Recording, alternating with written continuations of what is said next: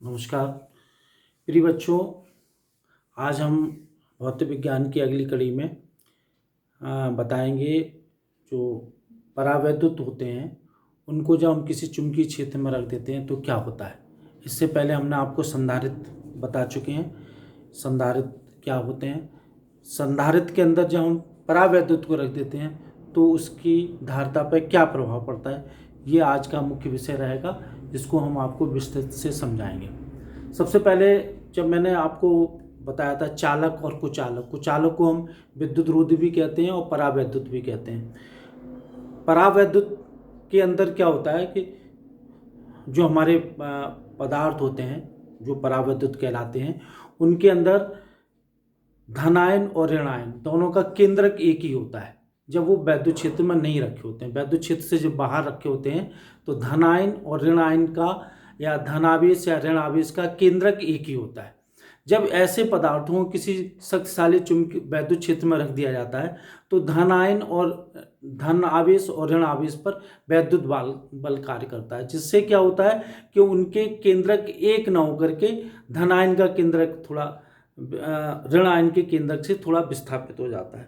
जैसा कि हमने दो चित्र में दिखाया है, ये एक वैद्युत परावैद्युत है जिसके अंदर ये संधारित्र के अंदर ये रखा हुआ है। तो होता क्या है कि पहले जब वैद्युत क्षेत्र नहीं होता तो धनावेश और ऋणावेश एक जगह केंद्रित होते हैं, यहीं पर ऋणावेश केंद्रित होते हैं। जब इनको रख देते हैं किसी शक्तिशाली में तो वैद्युत बल कार्य करता है। वैद्युत बल कार्य करने की वजह से क्या होता है, धनावेश का केंद्र और ऋणावेश का केंद्र एक दूसरे से विस्थापित हो जाते हैं। इस प्रक्रिया को कहते हैं ध्रुवण। और ध्रुवण के कारण क्या होता है, परावैद्युत के अंदर एक वैद्युत क्षेत्र उत्पन्न हो जाता है। यह वैद्युत क्षेत्र जो हमारा संधारित्र होता है उसका जो वैद्युत क्षेत्र होता है या बाहरी वैद्युत क्षेत्र होता है उसके विपरीत दिशा में होता है।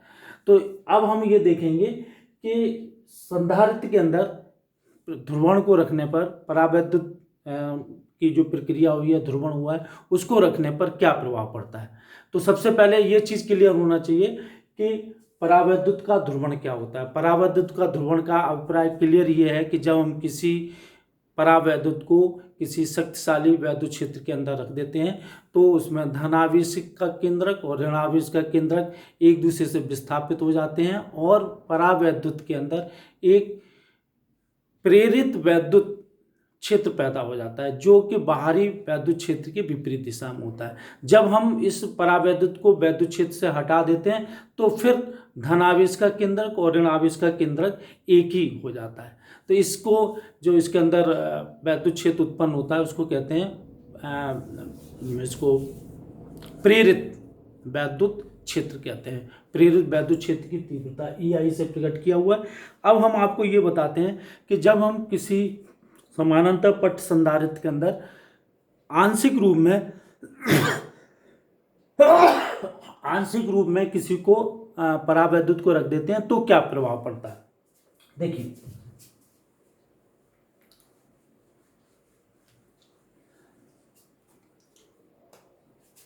आंशिक रूप से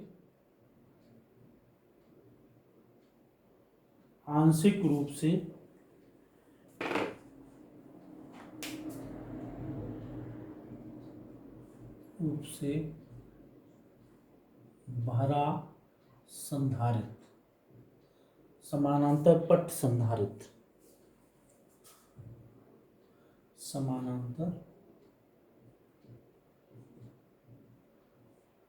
पट्ट संधारित्र की धारिता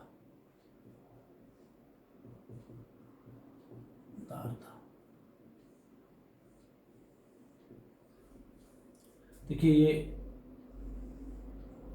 समानांतर पट्ट संधारित्र है। इसमें ये एक प्लेट है, इस पर धनावेश है प्लस Q आवेश, इस पर ऋण आवेश है ऋण Q आवेश। इसको जमीन से जोड़ दिया गया और इसकी मोटाई, इनकी प्लेटों के बीच की दूरी d है और इसके अंदर टी मोटाई की एक परावैद्युत रख दिया है जिसका परावैद्युतांक K है।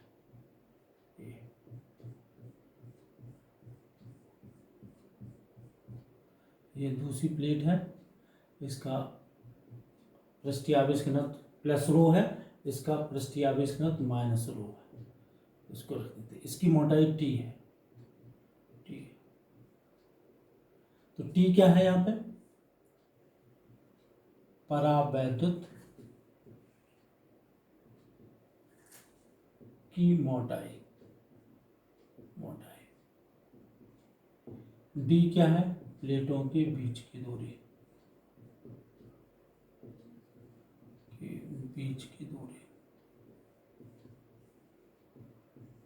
तो प्लेटों के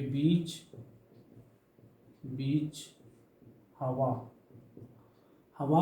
डी माइनस टी में रहेगी। यहाँ पे हवा रहेगी, यहाँ पर रहेगी, डी माइनस टी में रहेगी, मीटर में रहेगी।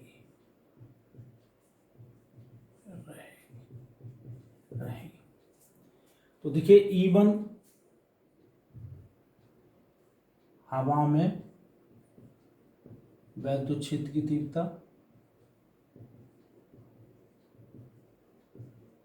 तीव्रता इसका मान होगा E1 बराबर रो अपॉन एप्सिलॉन जीरो। E2 परावैद्युत के अंदर वैद्युत क्षेत्र की तीव्रता ये होगी E2 बराबर रो अपॉन एप्सिलॉन जीरो के। कुल वैद्युत विभव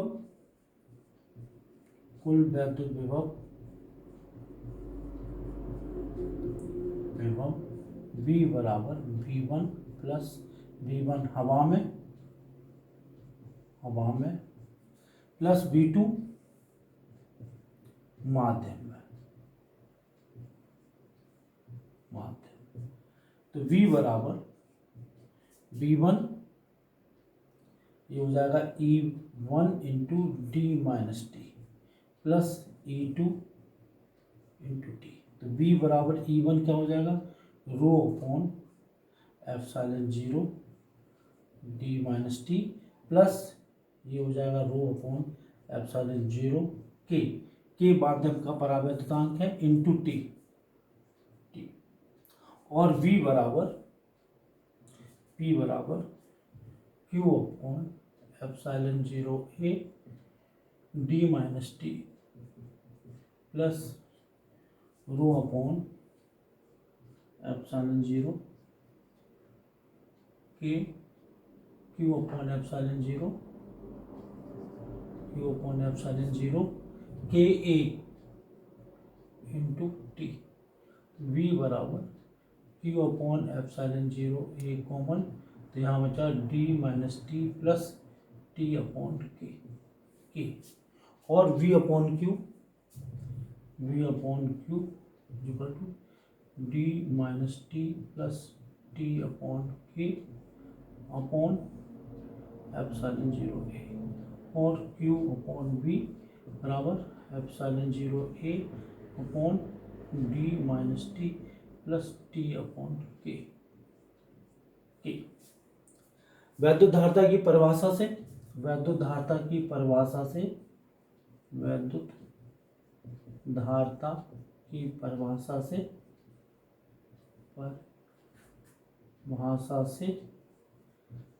C बराबर Q अपॉन V बराबर epsilon zero A upon D minus T plus T upon K, ये सूत्र निकल के आया। अब देखिए ये बहुत इंपॉर्टेंट सूत्र है और ये हमें डेरिवेशन भी तैयार करना चाहिए। C बराबर epsilon zero A upon D minus T plus T upon K. अब हम केवल इसकी चर्चा करेंगे, epsilon zero A upon D minus T plus T upon K की चर्चा करेंगे। देखिए इसकी विशेष स्थितियां इस सूत्र की C is equal to epsilon 0 A upon D minus T plus T upon K की विशेष स्थिति, विशेष स्थिति नंबर 1, जब T बराबर 0, अर्थात माध्यम भरा ही ना हो, माध्यम पूरे में माध्यम हवा हो, प्लेटों के बीच माध्यम हवा, तो C is equal to epsilon 0 A upon D minus 0 plus 0 upon K, तो C is equal to epsilon 0 A upon D। ये अपने आप में बिल्कुल शुद्ध सही है। दूसरा केस है जब T बराबर D, प्लेटों के बीच माध्यम पूर्णतः भरा,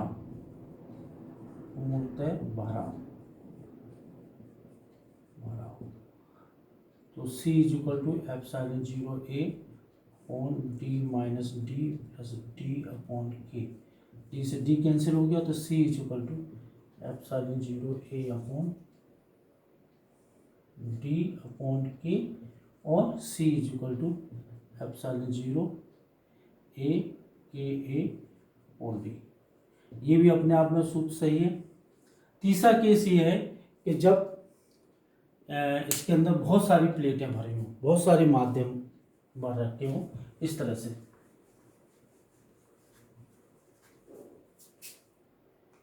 तीसरा केस इस तरह से,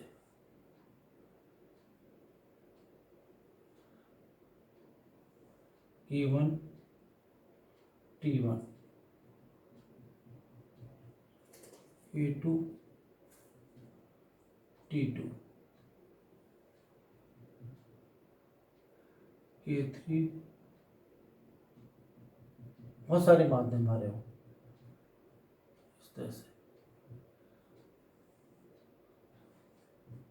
उस केस में हमारा जो सूत्र होगा C इजिकल टू D, प्लेटों के बीच की दूरी है, C is equal to epsilon 0 A upon D minus, यहाँ पे होगा T1 plus T2 plus T3 and so on plus T1 upon K1 plus T2 upon K2 plus T3 upon K3 and so on. Third case ये है जब प्लेटों के बीच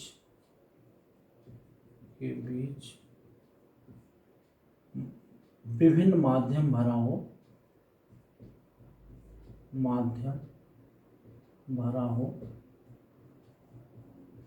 परंतु हवा ना हो। उस समय हमारा जो सूत्र होगा वो होगा C is equal to epsilon 0 A upon T1 upon K1 plus T2 upon K2 plus T3 upon K3 and so on. इस तरह से ये आंशिक रूप से भरे समानांतर पट्ट संधारित्र की धारता है। आगे हम इसके न्यूमेरिकल भी कराएंगे, लेकिन अब इसके साथ साथ हम गोलीय संधारित्र को भी समझ लेते हैं कि गोलीय संधारित्र क्या होता है। गोलीय संधारित्र की धारता,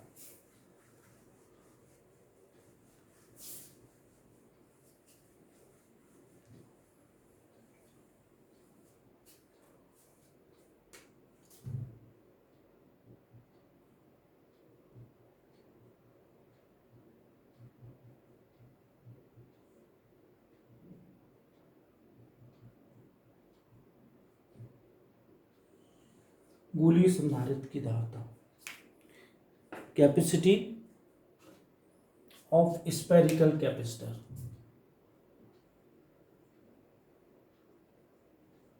ऑफ कैपेसिटर,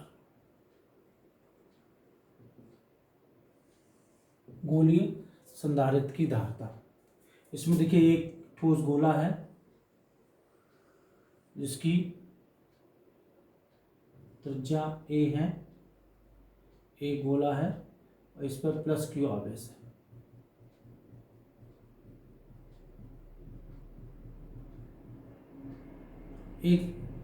एक ठोस है, इसके चारों तरफ एक खोखला गोला है जिसके अंदर पृष्ठ पर माइनस क्यू आवेश है।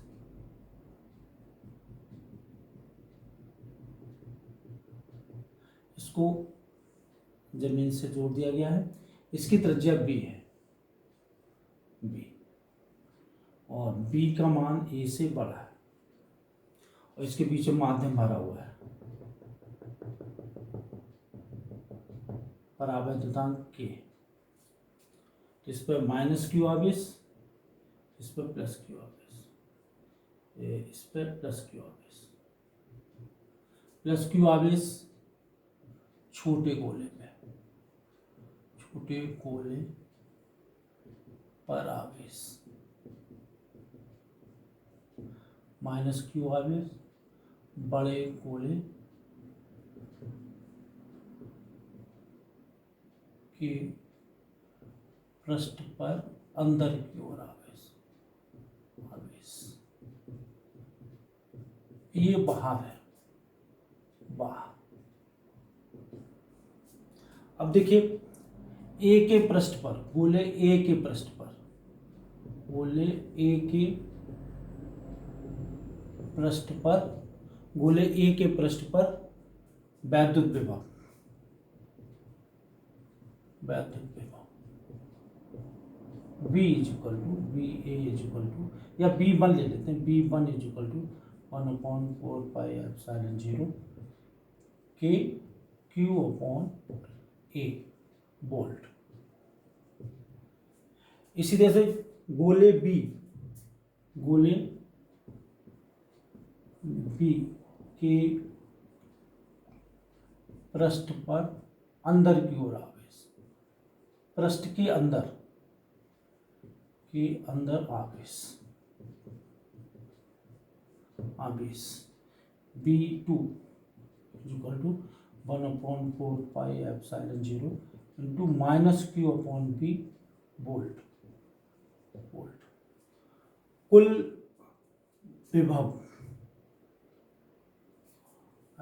गोले के पृष्ठ के अंदर वैद्युत विभव के अंदर वैद्युत विभव,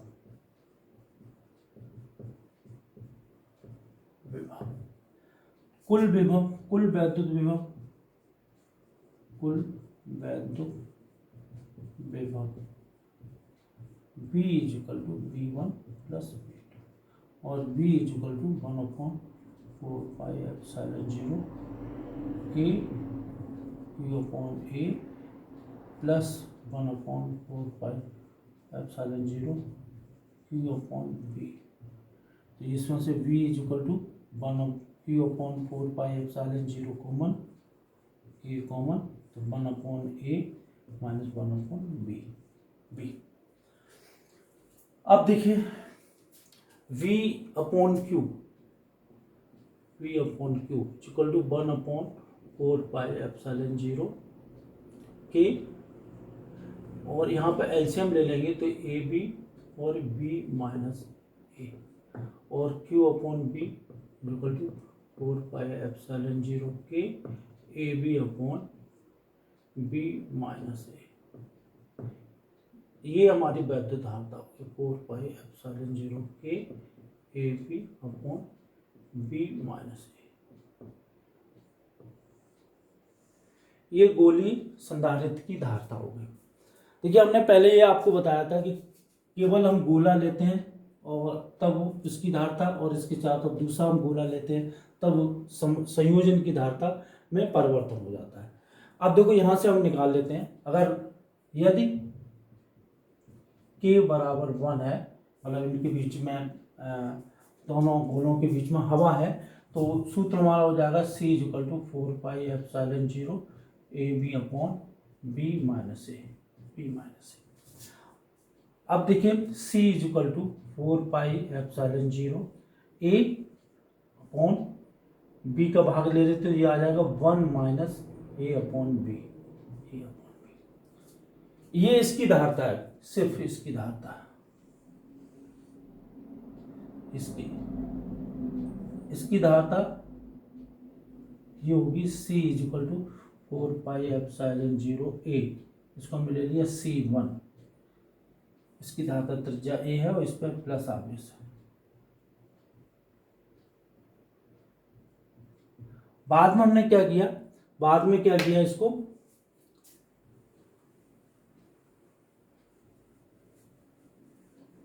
इसको एक खोखले गोले से ढक दिया, खोखले गोले से इसको ढक दिया इस तरह से, जिसकी त्रिज्या B है, इसकी त्रिज्या A।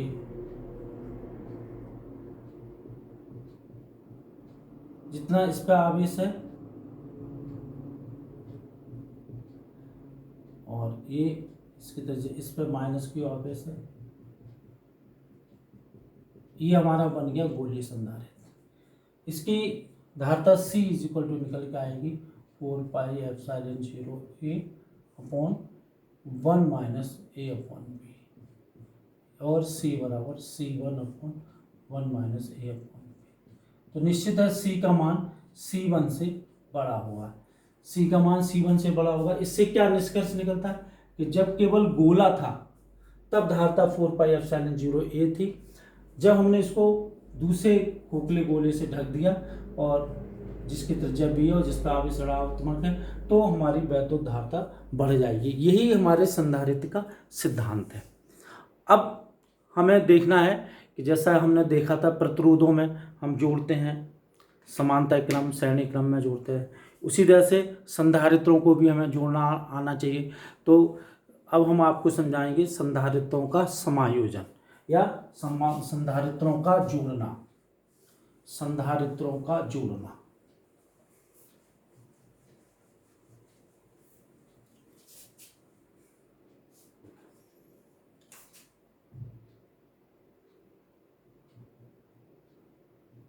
त्रों का जोड़ना, combination of capacitor.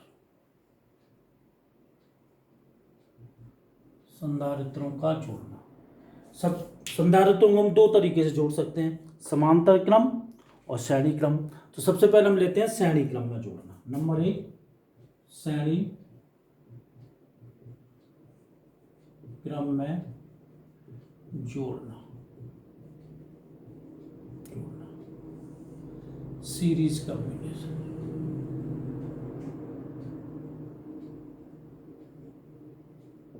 Series combination देखिए, ये 3 संधारित्र लिए हमने,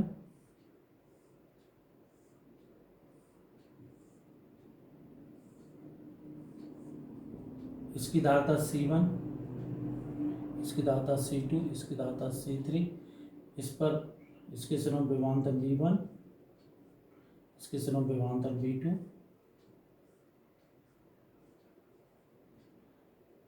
और इसके सिरों विभवांतर V3। जब संधारित्रों को श्रेणी क्रम में जोड़ा जाता है तो प्रत्येक पर आवेश समान होगा। इनको तीनों को जो हम हटाएंगे तो जो हमारा तुल्य धारता वाला संधारित्र आएगा, इसकी धारता C इक्विवेलेंट होगी, इस पर भी आवेश Q होगा, लेकिन कुल विभवांतर जो होगा वो इनके योग के बराबर होगा। ये जानने वाली बात है।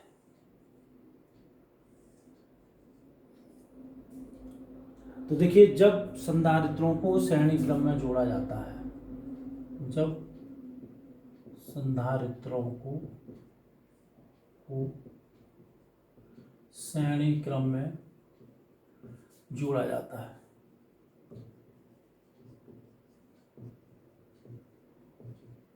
नंबर 1, प्रत्येक संधारित्र पर आवेश समान होता है, समान होता है। यही आवेश तुल्य धारता वाले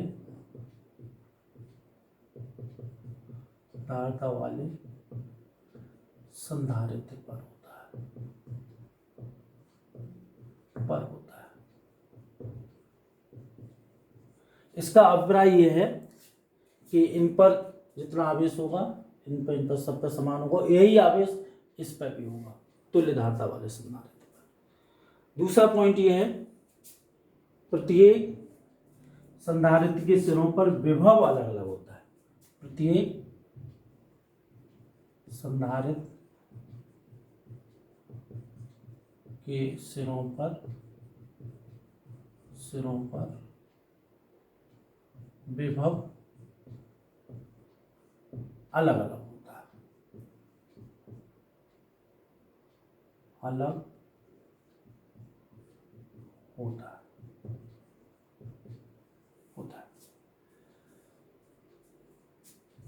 तुल्य संधारित्र पर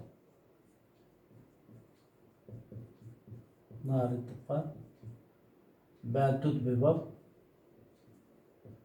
विभव इनके योग के बराबर होता है, इनके योग के बराबर होता है,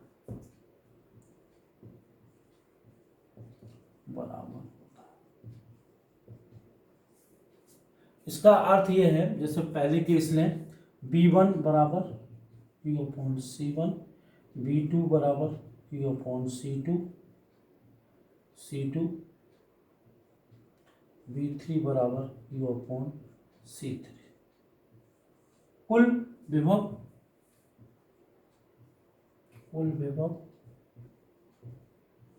V बराबर V1 plus V2 plus V3 और V बराबर Q/C1, Q/C2, Q/C3 और V बराबर Q1/C1 plus 1/C2 plus 1/C3। तुल्य धारता के लिए इसको हम यूं भी लिख सकते हैं, V1 plus V2 plus V3 बराबर Q1/C1 plus 1/C2 plus 1/C3। अब देखिए तुल्य धारता के लिए, तुल्य धारता वाले संधारित्र के लिए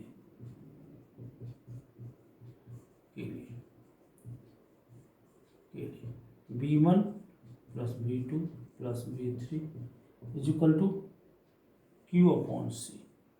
ये हो गया समीकरण 2। समीकरण 1 और 2 की तुलना करने पर, 1 तथा 2 की तुलना करने पर 1/C is equal to 1/C1 plus 1/C2 plus 1/C3। ये सूत्र हमें प्राप्त हुआ जब हम संधारित्रों को श्रेणी क्रम में जोड़ते हैं। कल हम इस पर आपको अगली वीडियो में इसके पर न्यूमेरिकल कराएंगे और समानता क्रम आपको समझाएंगे। मैं उम्मीद करता हूँ आपको अच्छी तरह समझ में आ गया होगा। आप इस वीडियो को बार बार देखिए और हर पॉइंट्स को अच्छी तरह से कर लिए, आपको हर पॉइंट समझ में आ जाएगा। धन्यवाद।